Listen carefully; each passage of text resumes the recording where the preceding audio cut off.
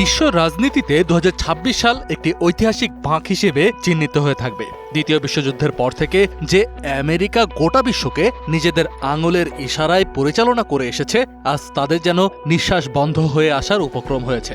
Atlantic থেকে প্রশান্ত মহাসাগর, মধ্যপ্রাচ্যের উত্তপ্ত মরুভূমি থেকে শুরু করে আর্কটিকের বরফ ঢাকা প্রান্ত, সবখানেই আমেরিকার প্রভাব চরম চ্যালেঞ্জের মুখে।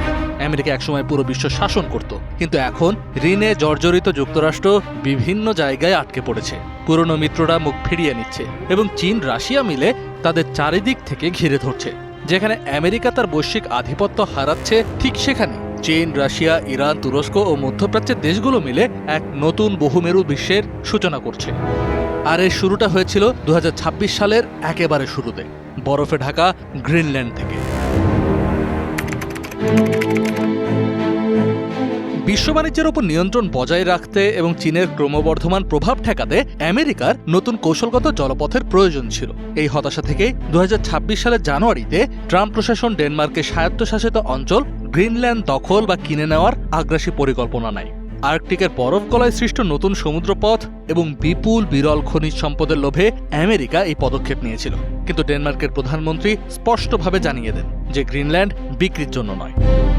এতে ক্ষিপ্ত হয়ে আমেরিকা ইউরোপীয় মিত্রদের ওপর শুল্ক আরোপের হুমকিও দেয়। তবে ন্যাটোর ঐক্যবদ্ধ প্রতিরোধের মুখে আমেরিকা পিছু হটতে বাধ্য হয়।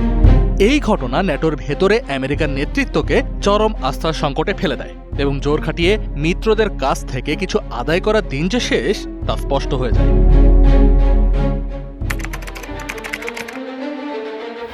গ্রিনল্যান্ডের ধাক্কার পর ফেব্রুয়ারিতে শুরু হয় আর এক দুঃস্বপ্ন। ইরান ও আমেরিকার দীর্ঘদিনের স্নায়ুযুদ্ধ রূপ নেয় সরাসরি সংঘাতে। ২৮ ফেব্রুয়ারি মার্কিন নেতৃত্বাধীন জোট ইরানে হামলা চালালে বিশ্বের অন্যতম গুরুত্বপূর্ণ নৌপথ হরমুজ প্রণালী কার্যত বন্ধ হয়ে যায়। তেলের ট্যাঙ্কার চলাচল ৭০% বন্ধ হয়ে দাম ব্যারেলে $১৩৮ পৌঁছায়।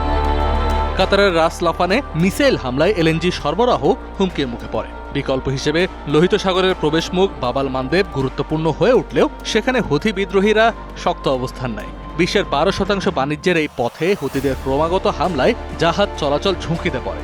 বাধ্য হয়ে জাহাজগুলো আফ্রিকার কেপ অফ গুড হোপ ঘুরে যেতে শুরু করে। বাড়ে পরিবহন ও জ্বালানি খরচ। মার্কিন মিসাইল হামলাও হুথিদের দমাতে পুরোপুরি ব্যর্থ হয়।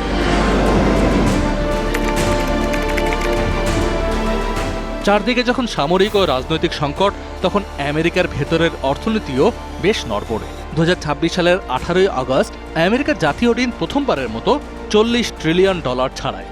এক দশকেরও কম সময়ে ঋণ দ্বিগুণের বেশি হয়েছে। ঋণের সুদ দিতে গিয়েই আমেরিকার নিঃশ্বাস বন্ধ হয়ে যাওয়ার জোগাড়, যা এই প্রথম তাদের পৃথিবীর সর্বোচ্চ বিশাল সামরিক বাজেটকেও ছাড়িয়ে গিয়েছে। এই বোঝা কমাতে আমেরিকা এশিয়া ও ইউরোপের ওপর প্রচুর শুল্ক বা ট্যারিফ চাপায়। কিন্তু মধ্যপ্রাচ্যের যুদ্ধ, সামরিক ব্যয় ও চড়া সুদের কারণে সেই ট্যারিফের টাকাও কোনো কাজে আসছে না। অর্থনৈতিকভাবেও বিশ্বমঞ্চে আধিপত্য ধরে রাখা আমেরিকার জন্য প্রায় অসম্ভব হয়ে পড়েছে।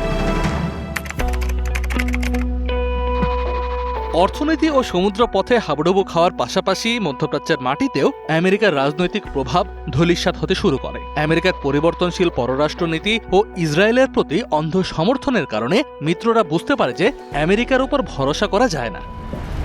এর চূড়ান্ত রূপ দেখা যায় ৭ই আগস্ট পবিত্র মক্কা শহরে।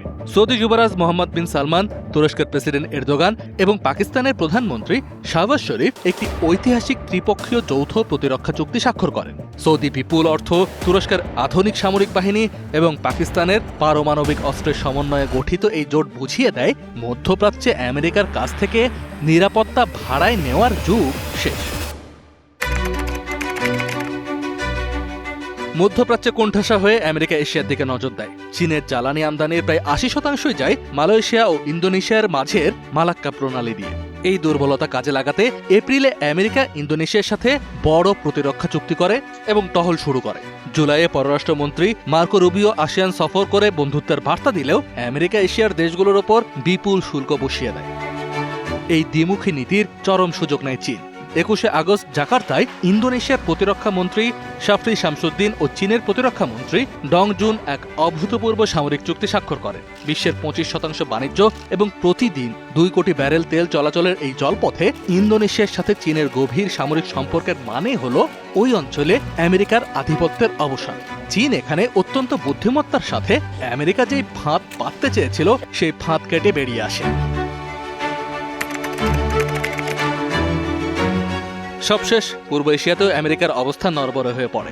ট্রাম্প প্রশাসনের নির্দেশে দক্ষিণ কোরিয়ায় মার্কিন সামরিক উপস্থিতি কমানো হয়। আগস্টে আমেরিকা ও দক্ষিণ কোরিয়ার বার্ষিক সামরিক মহড়া 11 দিনের বদলে মাত্র 5 দিনে নামিয়ে আনা হয়।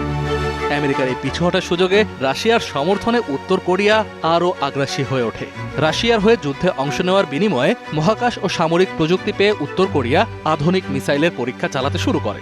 একদিকে আমেরিকার গুটিয়ে নেওয়া, অন্যদিকে উত্তর কোরিয়ার উত্থানে জাপান ও দক্ষিণ কোরিয়ার মতো মার্কিন মিত্ররা চরম হতাশায় পড়ে যায়। বিশ্লেষণ করলে দেখা যায় আমেরিকার অবস্থা এখন এমন এক সেনাপতির মতো যা সেনারা প্রতিপক্ষের হাতে আটকা পড়েছে। অস্ত্র আছে, বন্ধু নেই। গ্রিনল্যান্ডে ন্যাটোর বাধা, মধ্যপ্রাচ্যে জলপথ হুমকিতে পড়া, দেশীয় অর্থনীতিতে $40 ট্রিলিয়ন ঋণের চাপ, মক্কায় নতুন জোট, মালাক্কায় চীনের কিস্তিমাত এবং কোরিয়ায় মিত্রদের হতাশা। সব মিলিয়ে আমেরিকার সত্যি নিঃশ্বাস বন্ধ হয়ে আসার উপক্রম হয়েছে। বিশ্ব এখন আর একক কোনো পরাশক্তির আঙুলের ইশারায় চলছে না। চীন, রাশিয়া এবং মধ্যপ্রাচ্যের দেশগুলো মিলে এমন এক নতুন বিশ্ব ব্যবস্থা তৈরি করছে যেখানে আমেরিকার একচ্ছত্র আধিপত্য কেবলই অতীত ইতিহাস হতে চলেছে। কাজী নিশাদ, ডিবিসি নিউজ ডেস্ক।